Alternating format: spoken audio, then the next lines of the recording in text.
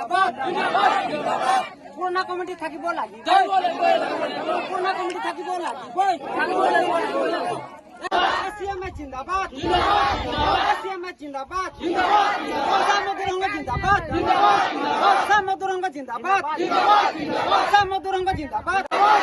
পুৰণা কমিটি আমি থাকিব লাগিব থাকিব লাগিব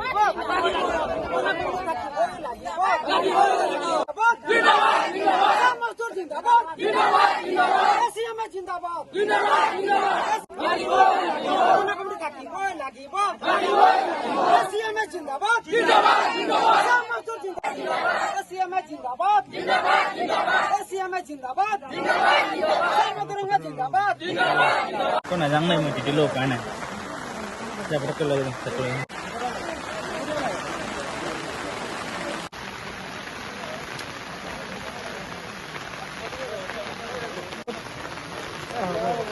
ta ho jabo না না হেইটো লৈ লওঁ না ঠিক ও বাকিটো আমি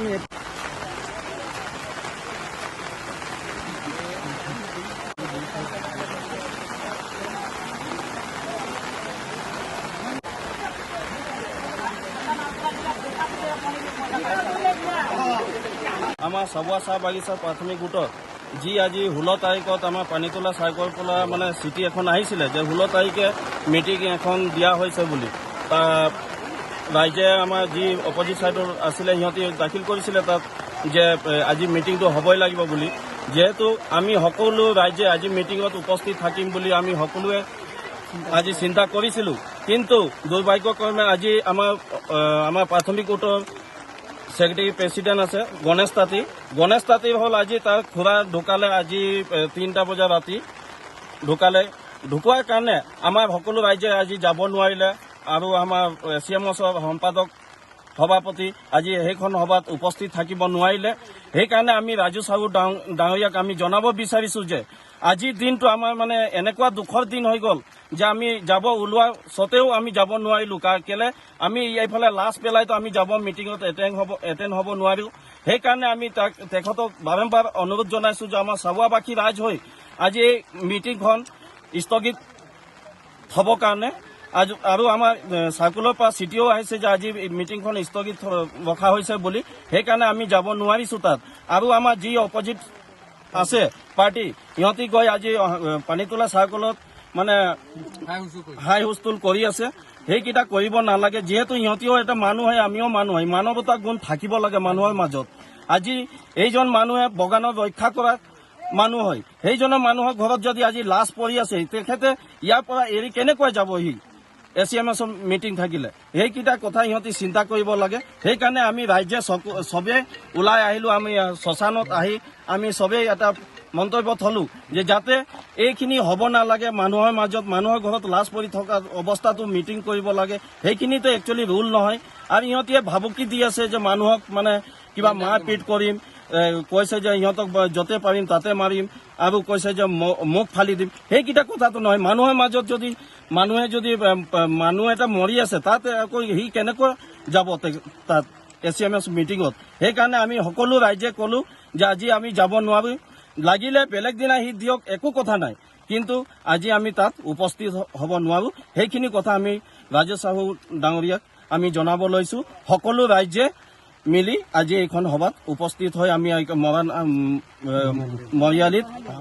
সাজু হৈ আৰু আপোনাক জনাই আছো যেহেতু আজি চাবুৱা চাহ বাগিচা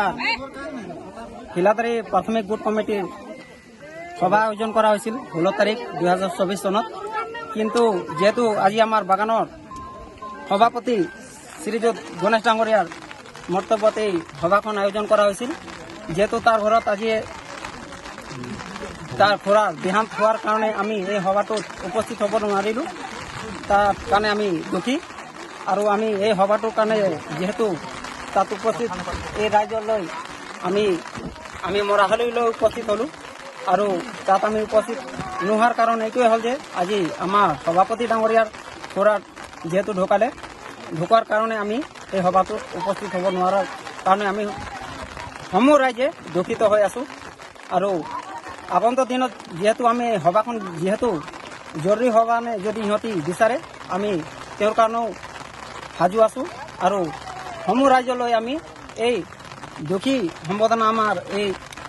সভাপতি মহোদয়ক আমি দুখৰ সম্বৰ্ধনা জনাইছোঁ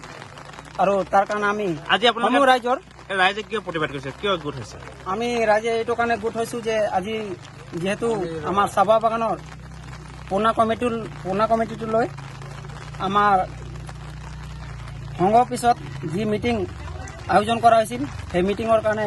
আমি এই পুৰণা কমিটিটোৰ কাৰণে আমি চবেই ৰাইজে চিন্তা ধাৰণা কৰি আমি পুৰণা কমিটিটোত থাকিব লাগিব। আমাৰ ৰাইজে বিচাৰিছে আমাৰ পুৰণা কমিটিটো থাকক। পুৰণা কমিটিটোলৈ আমি প্ৰতিবাদটো লৈ